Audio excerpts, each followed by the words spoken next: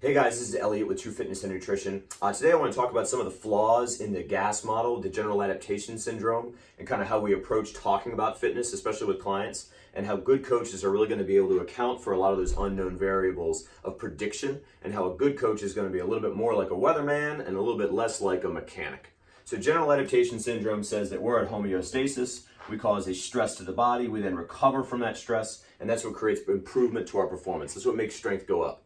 So then if you catch that bottle at the right time, then you actually improve your strength again, and then next thing you know, you're getting stronger and stronger. So this is kind of how we usually explain fitness to people, that you have to get tired first, your performance actually decreases when you leave the gym, and then the adaptation occurs during recovery when you're sleeping and eating, and that's when your body is rebuilding back stronger than it did before. So this is a great model of explaining how fitness actually works to a beginner, but we're going to see it kind of has some problems once we really start to dig into it. So first of all, what is this line? What is this really representative of? So let's use it as a representative of strength in this particular example. So let's say that your homeostasis level is you can lift 50 pounds. So then you work really hard, you do a bunch of bench presses, now you can only lift 30 pounds. You've decreased your performance because you're tired, and then after a rest and recovery, you can actually come back into the gym now, and now you can lift 70 pounds. This is an easy quantification of how this would work. I'm just making up these numbers, but example's gonna hold.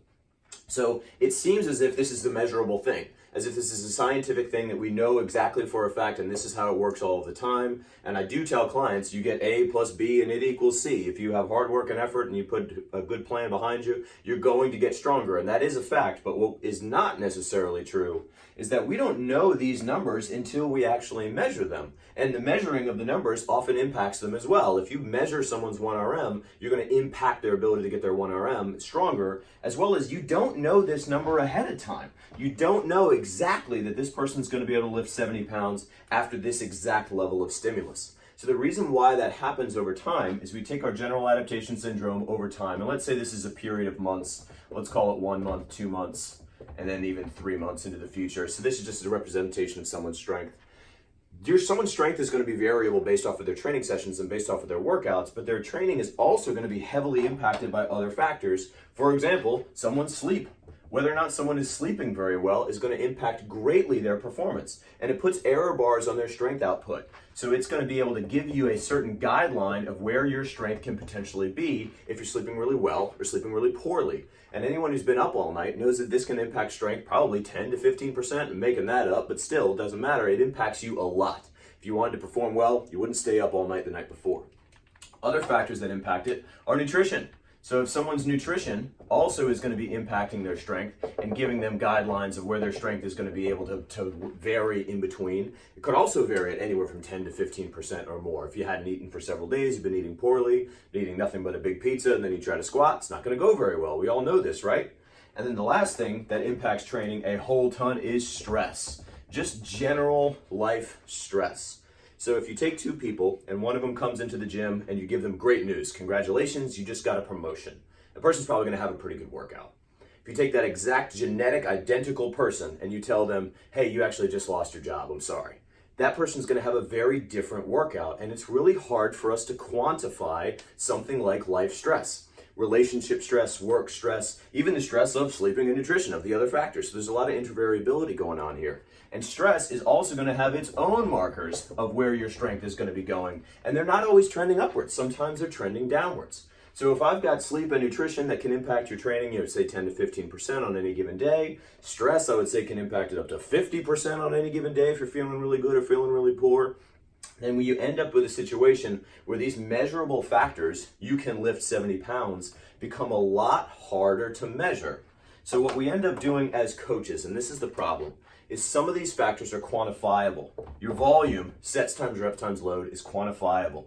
Then we add in your intensity, what percentage of your maximum load. These are measurable things, so we tend to fixate on these portions of how they impact someone's overall strength. But the problem is they're not the only factors. We've got to add in someone's sleep impact. But I don't know if it's good or if it's bad or if it's going to vary from day to day. And I also don't know how that's going to impact with someone's nutrition. Is their nutrition been really good? It's been really poor? How's it been aligning with their sleep? How's their overall life stress in general? Plus all of the other factors of life, because you can't isolate these variables.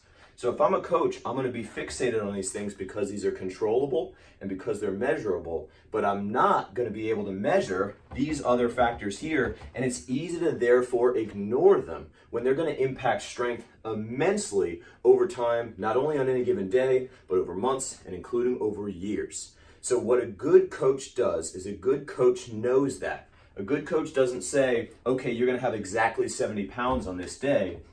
A good coach is going to say, we're going to have anywhere from 30 to 70 pounds on this day. It might even not even be an improvement at all. We might even have a decrease in performance based off of all these other things.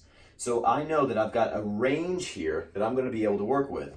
And so once that person comes into the gym and then we find out, okay, turns out it was 67 today. Turns out it was a measurable thing. If it's going in the direction that you want and you've got data points that are trending in the right direction over time, you know that things are good, and you know that these unknowable factors are probably at least at a level that's sustainable for long-term progress. But if that person has data points that are trending down, what a good coach is going to do is know that volume and intensity might be a part of that equation, but hey, let's look at your sleep.